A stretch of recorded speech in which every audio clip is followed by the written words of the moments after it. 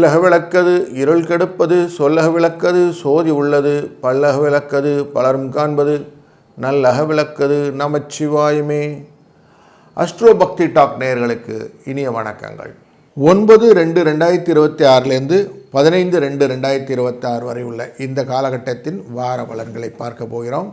முக்கியமாக இந்த வாரத்தில் சூரிய பகவானானவர் நமக்கு செவ்வாயுடன் சேர்ந்து மகர ராசியில் இருப்பதும், புதன் மற்றும் சுக்கிரன் ராகுவுடன் சேர்ந்து கும்பராசியில் இருப்பதும், சனி பகவான் மீனராசியிலும் கும்பராசியிலே ராகு பகவானும், மிதுன ராசியிலே குரு வக்கரகதியிலும், சிம்ம ராசியிலே கேது இருப்பதும் அமைகிறது. சந்திரனானவர் விசாக நட்சத்திரத்திலிருந்து உத்திராட நட்சத்திரம் வரைக்கும் பயணம் செய்யக்கூடிய இந்த காலகட்டங்களிலே பிப்ரவரி 13 அன்று நமக்கு மாசி பிறப்பு. அதனால் கும்பராசிக்குள்ளார நமக்கு சூரியன் வந்துடுவார்.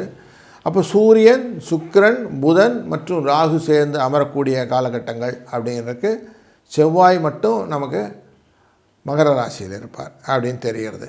இப்படிப்பட்ட ஒரு காலகட்டங்கள், அதாவது ஒரு 4 கிரகங்கள் சேரக்கூடியது எப்படி இருக்குன்னு பார்க்கணும். அதுபோல் மாசி மாதம் பிறந்துடுது.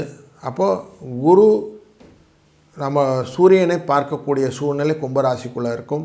ராகுவுடன் சேர்ந்த சூரியன் அப்படிங்கிறதுனால அதனுடைய எஃபெக்ட்டு. அதுபோல் இந்த வாரத்தில் 14ஆம் தேதி சனிக்கிழமை அன்னைக்கு சனி பிரதோஷம், திரையோதசி திதி. அன்றைய நாளில் சனி பிரதோஷத்தினாலே நமக்கு என்ன பலன் அப்படின்னும், 15ஆம் தேதி மகா சிவராத்திரி வந்துடுது. இப்போது மாசி மாதம் அப்படின்னாலே நமக்கு எழுச்சியின் மாதம் அப்படின்னு சொல்லுவோம். லாபஸ்தானத்துக்குள்ளே வருது. அதனால் தொழிலிலே நல்ல முன்னேற்றங்கள் வரும். தந்தையார் உடையிலே நல்ல அதிகாரங்கள்லாம் நல்லாயிருக்கும். கவர்மெண்ட் ரிலேட்டட் நல்லாயிருக்கும் அப்படிங்கிறதெல்லாம் தெரியும். சனி பிரதோஷத்துக்கும் போது எல்லா விதமான கஷ்டங்களையும் நிவர்த்தி செய்யக்கூடிய விஷயங்கள். முக்கியமாக நல்லெண்ணெய் வாங்கி அந்த சிவலிங்கத்துக்கும் நந்தியம்பெருமானுக்கும் அபிஷேகத்துக்கு கொடுப்பது, அதுவே வெள்ளை பூக்களால் அர்ச்சிப்பது. இதனால் என்ன பண்ணால் பலவிதமான தோஷங்களை நீக்கிக் கொள்ள முடியும். என்ன மாதிரினா கஷ்டங்கள்லாம் நிறைய சொல்கிறோம். தடைங்க, வேலையில் தடைகள், வியாபாரத்தில் தடைகள், முன்னேற்றத்தில் தடைகள்லாம் சொல்கிறோம்ல. இந்த தடைகள் எல்லாம் விலக்கிக் கொள்வதற்கு இது ரொம்ப உபயோகமாக இருக்கும். அதுபோல் அபிஷேக பிரியனான இந்த சிவபெருமானுக்கு மகா சிவராத்திரியின் போது அபிஷேகம் செய்வது. நமக்கு பிப்ரவரி 15ஆம் தேதி ஞாயிற்றுக்கிழமை அன்னைக்கு சிவராத்திரி, மகா சிவராத்திரி இருக்குது. அந்த நாளிலே அபிஷேக பிரியனான இந்த சிவனுக்கு ருத்ர சமங்கள் சொல்லி அபிஷேகம் செய்வது அப்படிங்கிறது ரொம்ப நல்ல விசேஷம். அப்படி செய்தால் என்ன ஆகும்னா, முன் செய்த பாவங்கள், வினைகள் எல்லாம் நம்ம சொல்கிறோம் இல்லையா, என்றைக்கு செஞ்ச பாவமோ இன்னி வரைக்கும் தொடர்ந்துருக்குன்னு, இப்படிப்பட்ட விஷயங்கள் எல்லாத்தையும் நிவர்த்தி செய்வதற்கான வாய்ப்புகளும் இருக்கிறது. அதனால் இது எல்லாமே ஒரு நல்ல வாரமாக அமைகிறதுனால இதை பயன்படுத்தி கொள்ளணும். தொடர்ந்து நாம் ஒரு ராசிக்கு எப்படி பலன் இருக்குன்னு பார்ப்போம். வாருங்கள். வணக்கம் சிம்மராசி நண்பர்களே. சூரியனின் தாக்கமானது 6ஆம் இடமான மகர ராசிக்குள்ளர இருக்கக்கூடிய இந்த சூழ்நிலைகளே சூரியனானவர் சிம்ம ராசிக்காரர். இவர் அங்கே உத்திராட நட்சத்திரத்தில் உட்காரும்பொழுது சந்திரனும் உத்திராட நட்சத்திரத்தை நோக்கி பயணம் செய்யும்போது உங்களுக்கு பல விதத்திலும் நன்மைகளும் வளமையும் பெறுவதற்கான வாய்ப்புகள் கொண்டு வந்து விடுவார். அதனால் இந்த வாரம் உங்களுக்கு கொடுத்த காசு திரும்பி வருவதற்கான வாரம். பொருளாதாரத்தில் நல்ல முன்னேற்றங்கள் கிடைக்கக்கூடிய வாரம். அது மட்டுமல்ல, நீங்கள் செய்யக்கூடிய காரியங்கள் வெற்றியை கொடுக்கக்கூடியதாக இருக்கும். வெற்றியின் லாபமும் அனைத்தும் வந்து சேரும். கொடுத்த கடன் திரும்பி வந்ததுனாலே சந்தோஷம் தானே. அப்படிப்பட்ட சூழ்நிலை இருப்பதனால வாழ்க்கையில் வெற்றி நிச்சயம் அப்படின்னு எடுத்துக்கலாம்.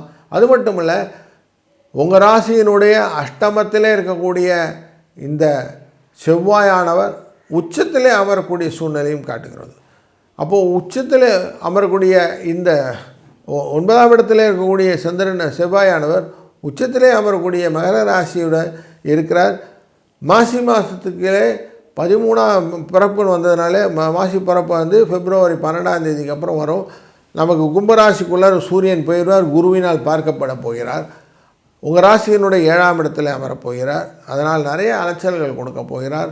பொருளாதார வசதியிலே நல்ல முன்னேற்றங்கள் இருந்தாலும் பொருள் வரவுக்கான தேடல்கள் நிறைய இருக்கும். அந்த அலைச்சல்கள் மனசை கொஞ்சம் டிஸ்டர்ப் பண்ணும் அப்படிங்கிறது தெரிகிறது. இந்த செவ்வாய் இருக்கக்கூடிய உச்சகதியான மகர ராசியில் எல்லா விதமான பெனிஃபிட்டும் எப்படி இருக்க போகுதுன்னா, அவர் தன் பார்வையால் சிம்ம ராசியை பார்க்க போகிறார். அப்போது உங்களுக்கு செவ்வாயின் பார்வை அப்படிங்கிறதும் உச்சகதியிலிருந்து பார்க்கிறார். இந்த பார்வையின் பலனாகவும் நீங்கள் உங்களுடைய மனசில் நிலங்களை விற்று வாங்க வேண்டும், விளை நிலங்களை விற்று கட்டிடங்கள் போன்ற இடங்கள் எல்லாம் வாங்கணும், இந்த ரெனோவேஷன் போன்ற மாற்று வேலைகளெல்லாம் செய்வதற்கான விஷயங்கள் எல்லாம் செய்வோம். அந்த மாற்றி செய்வதற்கான வாய்ப்புகள் எல்லாம் இந்த காலகட்டங்களிலே செய்யணும் எண்ணங்கள் வரும். அது மட்டுமல்ல, புதன் சேர்ந்து இருப்பதனாலே தரை இடங்கள் வாடகைக்கு விடுவதற்கான எண்ண ஓட்டங்களும் உண்டாகும். வியாபாரத்திலே இது புதிய யுக்தியாக பயன்படுத்தி வியாபாரத்திலே நீங்கள் சில இடங்களை மற்றவர்களுக்கு ஒத்திக்கு வைக்கிறது அப்படின்னு சொல்லுவோம். அந்த மாதிரி ஒத்திக்கு கொடுத்துட்டு எல்லாம் பண்ணணும்னு வரும். அந்த மாதிரி விஷயங்கள் எல்லாம் இந்த வாரத்தில் நீங்கள் செய்வீர்கள். அது மூலமாக பணத்தை எதிர்நோக்கலாம். ஆரோக்கியத்தில் சில முன்னேற்றங்களும் சில குறைபாடுகளும் உண்டாவதற்கு வாய்ப்புகளும் உண்டு. கல்வி நிலைகளிலே நல்ல மேம்பாடு வருவதற்கான வாய்ப்பு உண்டு. வேலை வாய்ப்பில் சம்பள உயர்வு, மாற்றங்களும் கூடிய இடப்பெயர்ச்சி போன்றவையும் இந்த காலகட்டங்களிலே உண்டாகிறது. இந்த வாரத்தில் நீங்கள் செய்ய வேண்டியது கொஞ்சமான கடன் அடைக்க ட்ரை பண்ணுங்க. கடன் அடைக்க ட்ரை பண்ணிங்கன்னா கடன் அடைந்துவிடும்.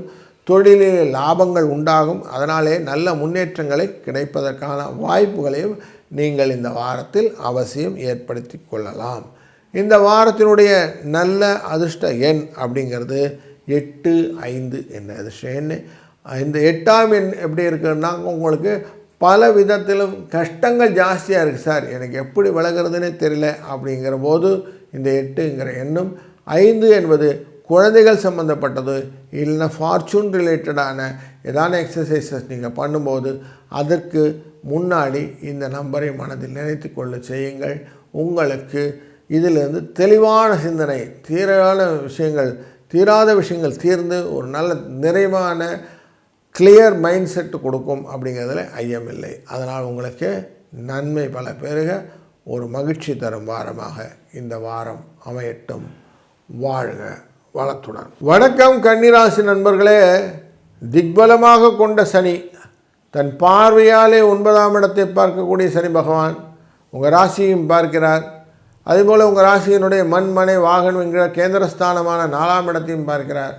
இப்படிப்பட்ட சூழ்நிலையிலே உங்களுக்கு இந்த வாரம் தொடங்குகிறது. நீங்கள் எந்த காரியம் செய்தார்களும் சூரியன் 5ஆம் இடத்திலே இருப்பதனாலே, 12ஆம் இடத்துக்குரிய சூரியனாலே உங்களுடைய வாழ்க்கையிலே குழந்தைகள் விஷயத்தில் கொஞ்சம் எச்சரிக்கையாக இருங்கள். அவர்களோட உடல் ஆரோக்கியத்தில் சில குறைபாடுகள், முக்கியமாக ஜுரம் போன்றவைகள் வருவதற்கான வாய்ப்புகள் உண்டு.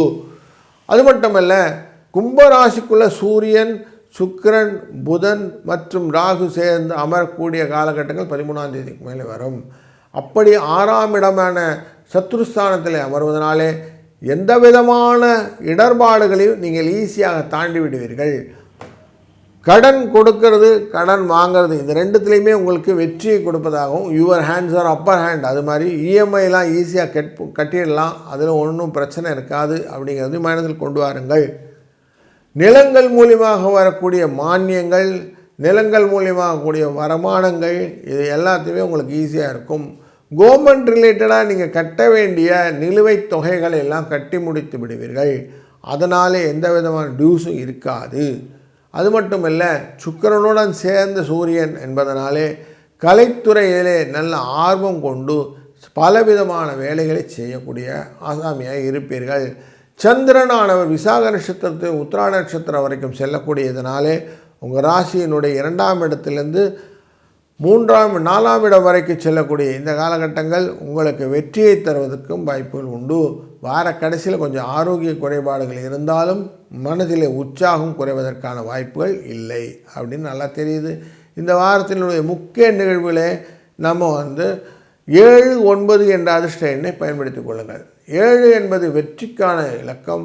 அந்த வெற்றியின் இலக்கத்தை, வெற்றி தடைகள் எல்லாம் வரும்போது 7 பயன்படுத்துவதும், 9 என்ற கோண ராசிக்குள்ளே இருப்பதனாலே நீங்கள் செய்ய வேண்டிய காரியங்களிலே வெற்றியின் மட்டும் இல்லாமல் லாபத்தை நோக்கிய பலன்கள் எல்லாமே இந்த கோணம் என்பது கொடுத்துவிடும். அப்படின்னால இதுவும் உங்களுக்கு லாபத்தை கொடுப்பதாக அமைகிறது.